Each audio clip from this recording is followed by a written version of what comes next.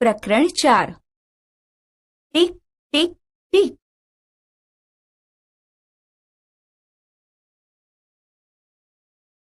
પંકજ અને સાનિયા શાળાએથી કોનું ઘર વધારે દૂર છે તેની ચર્ચા કરી રહ્યા છે. પંકજ: મારે શાળાએ પહોંચવા 5 મિનિટ જેટલું ચાલવું પડે છે. સાનિયા: મારે શાળાએ પહોંચવા માત્ર 2 મિનિટ ચાલવું પડે છે. પંકજ: અશક્ય, તારું ઘર શાળાથી દૂર છે. સાનિયા: પણ મેં મારી ઘડિયાળ જોઈ. હું શાળાએ જવા 7 વાગે નીકળી. જ્યારે હું શાળાએ પહોંચી ત્યારે મિનિટ કાંટો 2 ઉપર હતો. શું તો તે 7 અને 2 મિનિટ જ થઈને, અથવા 7 અને 2? પંકજ: તારી ભૂલ થાય છે. તું 7 અને 10 શાળાએ પહોંચી. સાનિયા: કેવી રીતે? પંકજ: તને આ આંકડા વચ્ચે પાતળી લીટીઓ દેખાય છે? સાનિયા: હા, તો શું? પંકજ: મિનિટ કાંટાએ 12 પછી 10 લીટીઓ પસાર કરી, તેથી 7 અને 10 મિનિટ અથવા 7 અને 10 થાય. જો હું 7 વાગે શાળાએ જવા નીકળ્યો અને હું 7 અને 5 પહોંચ્યો, એટલે કે જો મિનિટ કાંઠો 5 લીટીઓ ખસ્યો. તમને ખબર છે કે 2 અંકો વચ્ચે કેટલી લીટીઓ હોય છે? ઘડિયાળ જોઈને કહો. 5. આમ 2 અંકો વચ્ચે 5 લીટીઓ હોય છે. ધારો કે મોટો કાંટો 12 પછી 3 પર આવે, એટલે કેટલા અંકો ખસ્યો કહેવાય? 3. હવે 3 ને 5 વડે ગુણતા કેટલા થાય? 15. સરસ! આમ ફક્ત અંકો પરથી મિનિટ ગણવી સરળ પડે, બરાબર ને દોસ્તો? આપણે એ પણ જાણીએ છીએ કે નાનો કાંટો એટલે કલાક કાંટો અને મોટો કાંટો એટલે મિનિટ કાંટો. તે સિવાય ત્રીજો કાંટો પણ હોય છે, તેને સેકન્ડ કાંટો કહેવાય.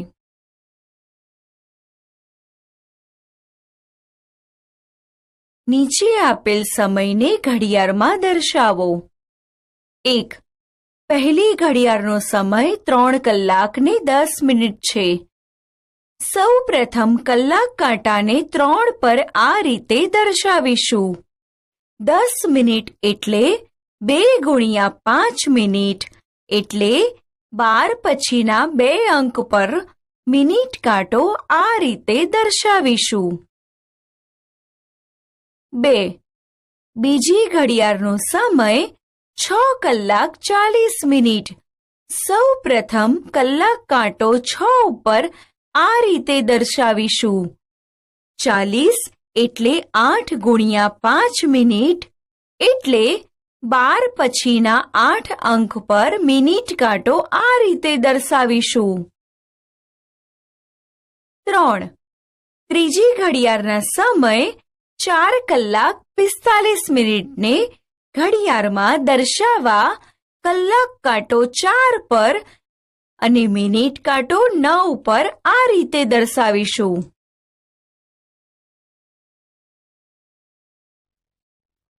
મહાવરો.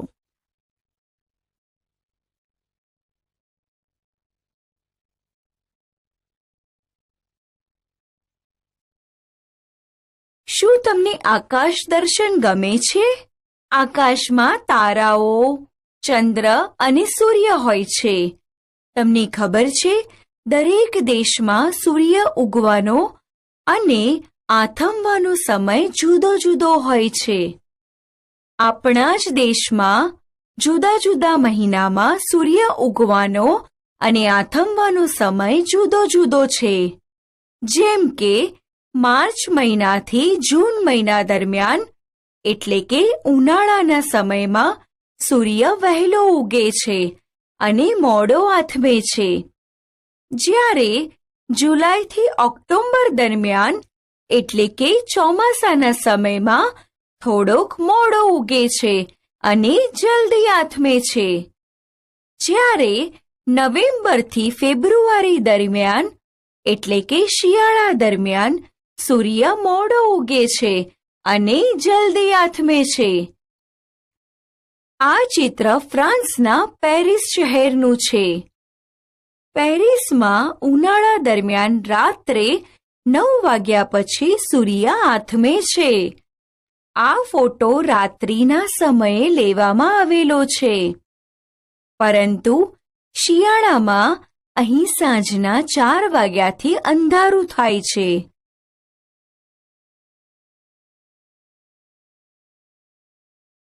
નીચેના ચિત્રો પરથી કહો કે મિનિટ કાંટાને ખસતા કેટલો સમય લાગશે?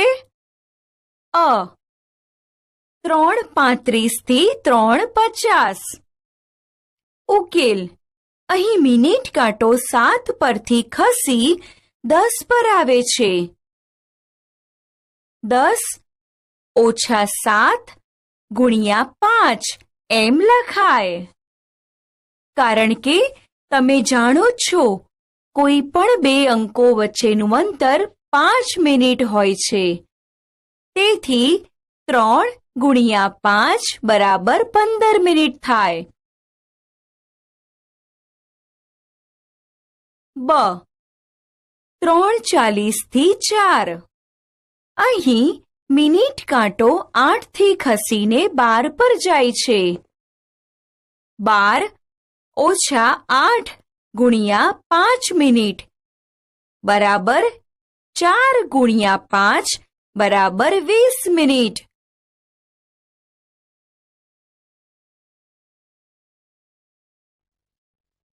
મહાવરો: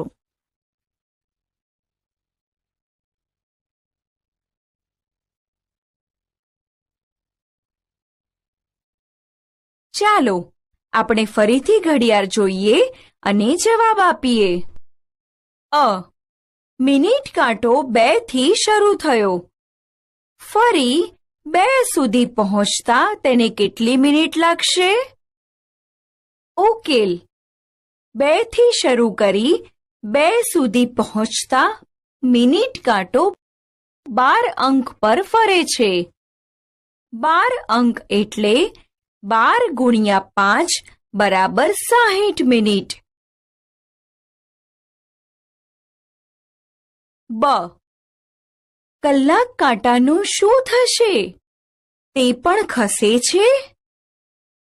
એક અંકથી પછીના અંક સુધી જતા તેને કેટલો સમય લાગશે?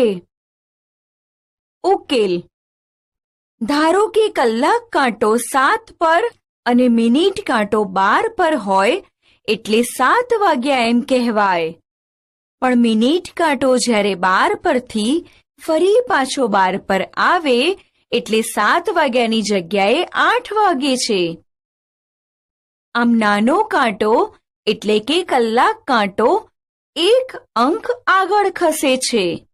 એટલે કે કલાક કાંટાને 7 થી 8 સુધી પહોંચતા 60 મિનિટનો સમય લાગે છે. એટલે 1 કલાક બરાબર 60 મિનિટ થાય.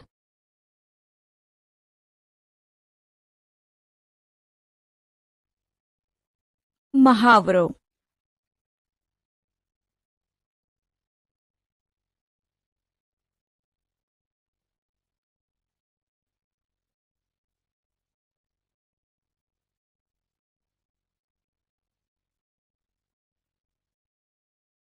રાનીની રોજનીશી. રાની તેના સ્કૂલ મિત્રોને પોતાની બહેન સાથે મળવા લઈ જવા માટે કહે છે. રાની: ચાલો મારી નાની બહેનને જોવા ચાલો. માં: મેં મુન્ની માટે મીઠાઈ ખરીદી. પરંતુ તે ખાઈ ન શકે. તે ખૂબ નાની છે અને તે વાત પણ ન કરી શકે. તે મોટી થશે તેમ ધીમે ધીમે બધું શરૂ કરશે. જાન્યુઆરી, ફેબ્રુઆરી, માર્ચ, એપ્રિલ, મે, જૂન, જુલાઈ, ઓગસ્ટ, સપ્ટેમ્બર, ઓક્ટોબર, નવેમ્બર અને ડિસેમ્બર. હું મારી રોજની શીમાં નોંધીશ કે તે પ્રથમ વખત બોલવાનું, ખાવાનું, ચાલવાનું ક્યારે શરૂ કરે છે. મહાવરો.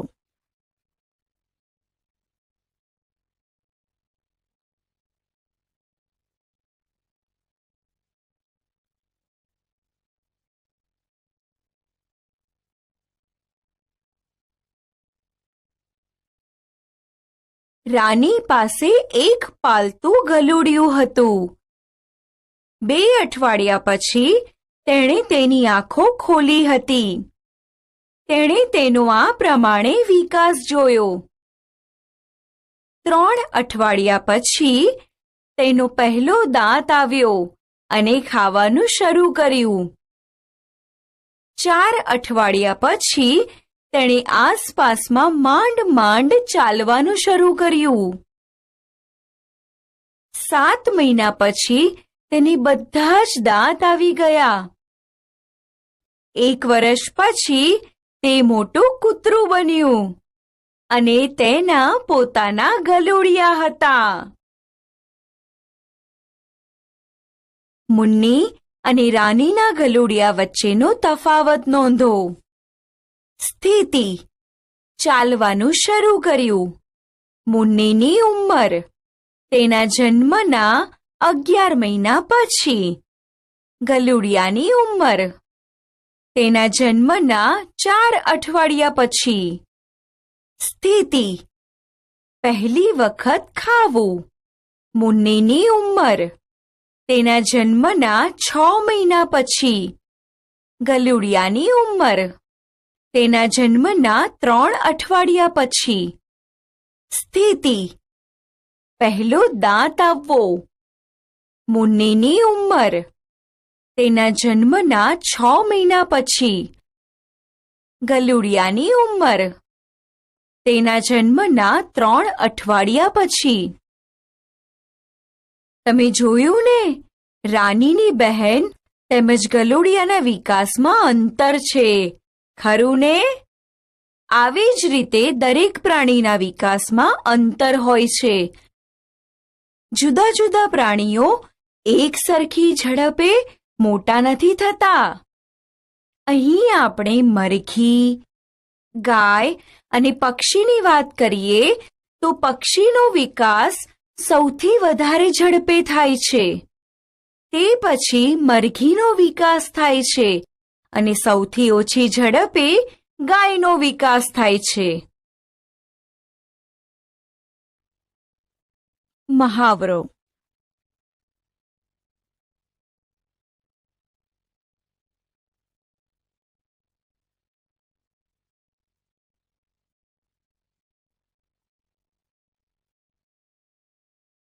રજાની મજા.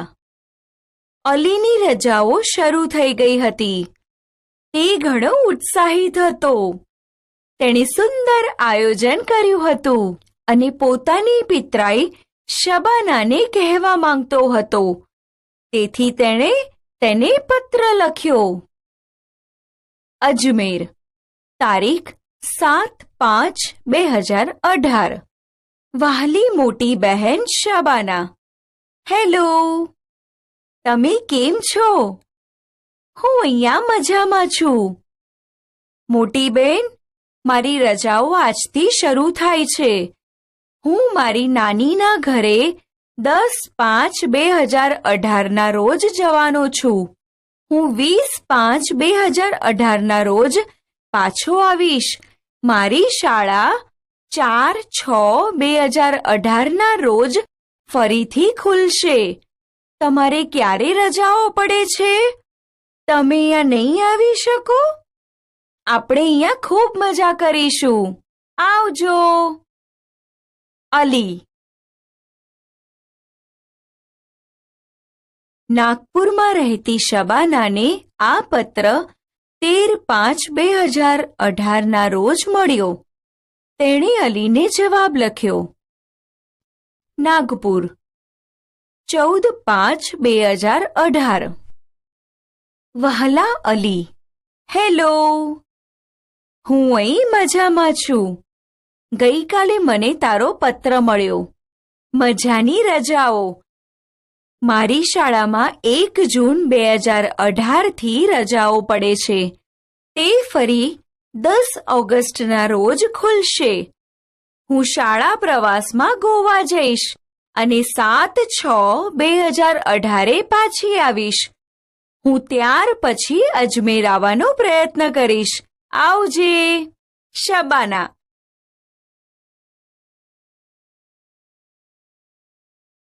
અલીએ 7/5/2018 પત્ર લખ્યો હતો.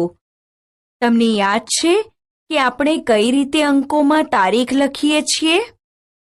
7/5/2018 કે 7 મે 2018 છે.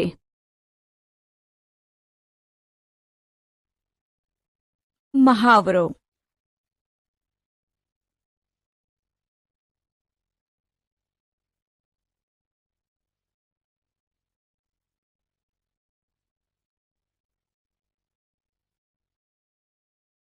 દિવસોની સંખ્યા. અહીં ચંદ્રન 15 મે 2017ના રોજ માખણ ખરીદવા માટે દુકાને ગયો. આ માખણ ખાવા લાયક છે કે નહીં તે જોવા તેણે પડીકું તપાસ્યું. પડીકા પર આ પ્રમાણે લખ્યું હતું: પેકિંગની તારીખથી 180 દિવસ સુધી સારું રહેશે. પછી તેણે પેકિંગની તારીખ તપાસી. તે 15/1/2017 હતી. માખણ ખરીદવું કે નહીં તે નક્કી કરવામાં તેને મદદ કરીએ. 15/1/2017 થી 15/5/2017 સુધી દિવસો ગણીએ તો 17 દિવસ જાન્યુઆરી, 28 દિવસ ફેબ્રુઆરી, 31 દિવસ માર્ચ, 30 દિવસ એપ્રિલ, 15 દિવસ મે, 121 કુલ દિવસો. કુલ દિવસોની સંખ્યા 121. માખણ 180 દિવસ સુધી સારું રહે છે, માટે તેણે માખણ ખરીદવું જોઈએ. કયા મહિનામાં તારીખ 15/1/2017 પછીના 180 દિવસ પૂરા થશે? ચાલો 180 દિવસો ગણીએ. 17 દિવસ જાન્યુઆરીના, 28 દિવસ ફેબ્રુઆરીના, 31 દિવસ માર્ચના, 30 દિવસ એપ્રિલના, 31 દિવસ મેના, 30 દિવસ જૂનના, 13 દિવસ જુલાઈના, 180 કુલ દિવસો.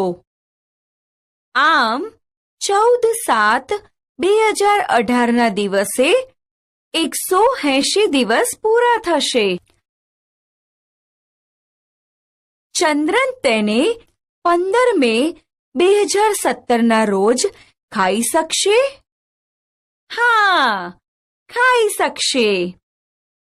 કારણ કે 14/7/2017ના દિવસ પછી તે ન ખાઈ શકાય. મહાવરો.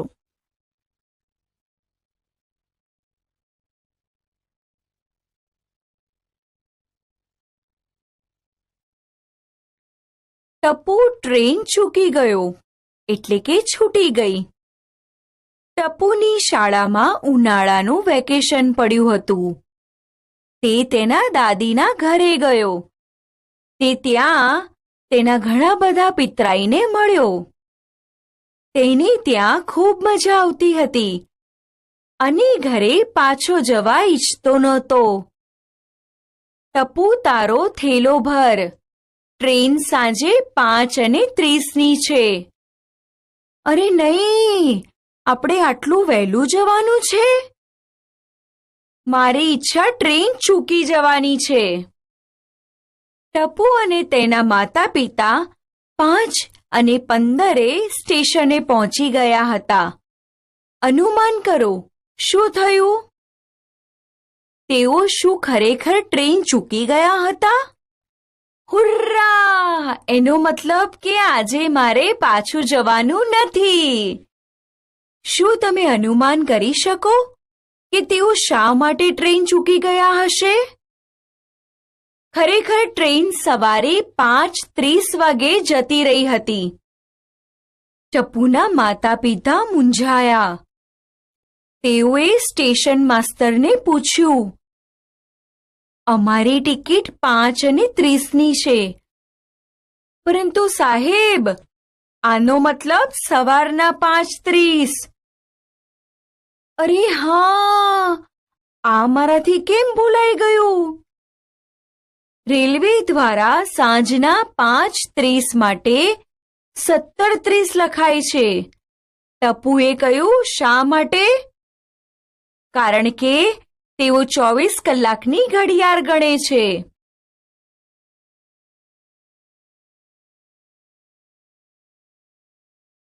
આ કોષ્ટક જુઓ.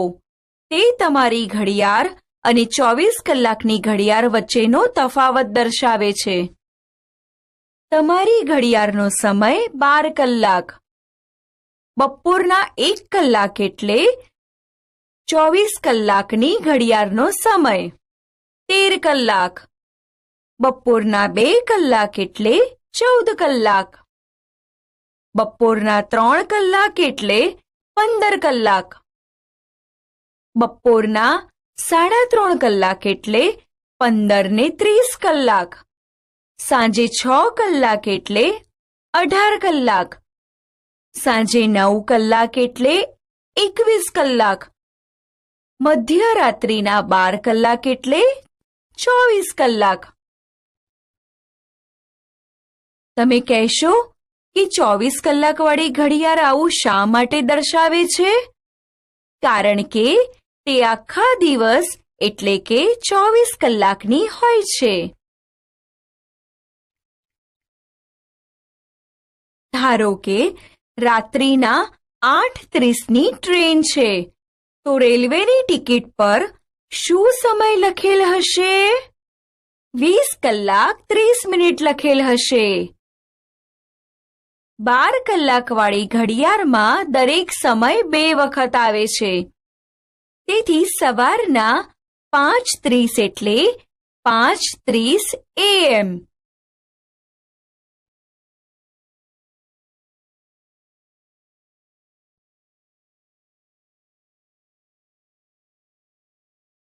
અને સાંજના 5:30 એટલે 5:30 PM.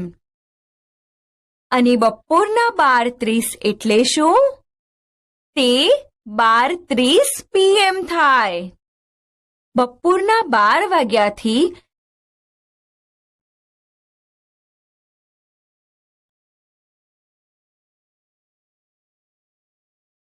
મધ્યરાત્રિ સુધી આપણે પીએમનો ઉપયોગ કરીએ છીએ. મધ્યરાત્રિના 12 વાગ્યાથી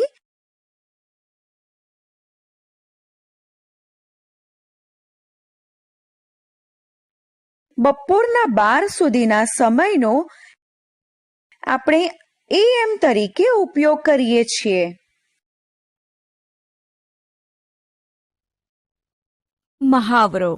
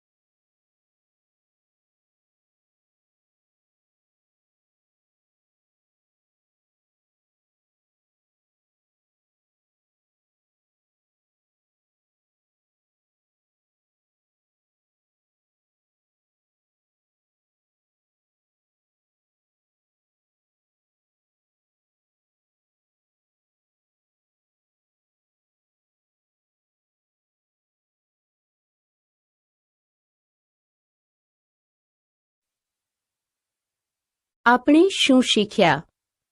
ઘડિયાળમાં સમય જોતા 1 કલાક બરાબર 60 મિનિટ, 24 કલાક બરાબર 1 દિવસ, 1 અઠવાડિયું એટલે 7 દિવસો અને 1 મહિનો એટલે 30 અથવા 31 દિવસો. કેલેન્ડરની તારીખોને અંકો અને શબ્દોમાં લખતા, મહિનાઓની દિવસોમાં ગણતરી કરતા, આપેલ સમયને 12 કલાક અને 24 કલાકમાં ફેરવતા.